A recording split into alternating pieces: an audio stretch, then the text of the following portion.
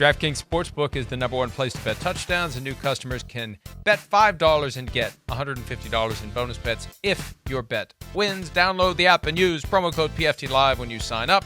DraftKings Sportsbook, the crown is yours, and as always, please bet responsibly. Okay, look at the odds for Saquon Barkley for MVP. Not a surprise. After a 255-yard game in prime time on Sunday night, you do it at 1 o'clock Eastern on a Sunday, it's not going to have quite the same impact. You do it when everybody's watching on Sunday Night Football, and everybody is going to be adjusting their wagers accordingly and driving those odds all the way down to 5-1. He was third as of yesterday behind Josh Allen and I can't remember who the second was. Oh, Lamar Jackson. Lamar Jackson.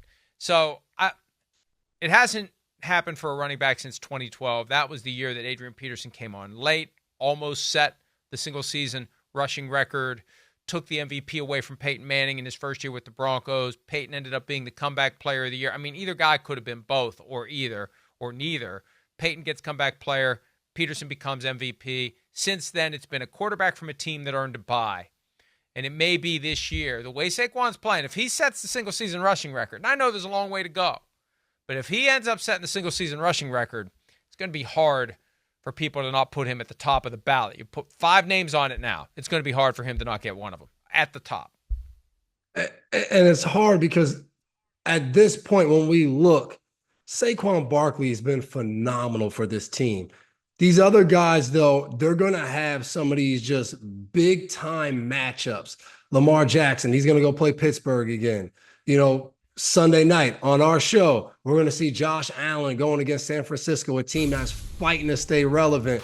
And so, like, when these quarterbacks have these just huge games, it changes what we think. But, like, I look at Saquon Barkley. If he goes this week as another big game against the Baltimore Ravens and where they rank as run defense and all of that, like, it's going to be hard to continue to try to deny him, even if he falls a little short of the rushing record, simply because how good the Eagles have looked now.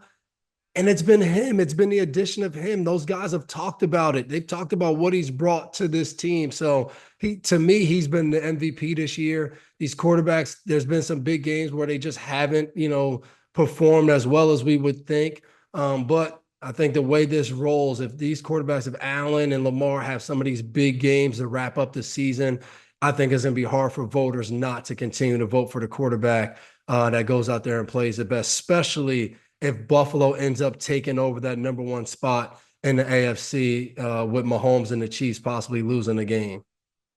Barkley is the prohibitive favorite now to win Offensive Player of the Year at -310. Derrick Henry is +350.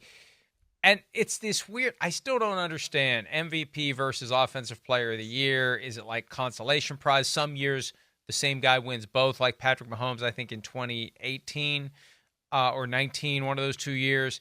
So I don't know, and I'm one of the voters, and I don't know. Like, I don't know what the difference is between MVP and Offensive Player of the Year, and they still let me have a vote. But it's hard. This year, if Barkley has the numbers to justify Offensive Player of the Year, that could be enough to get him firmly into the conversation for MVP. Hi, it's Mike Florio. Thanks for watching PFT on YouTube. Hit subscribe for the latest news and analysis from Pro Football Talk.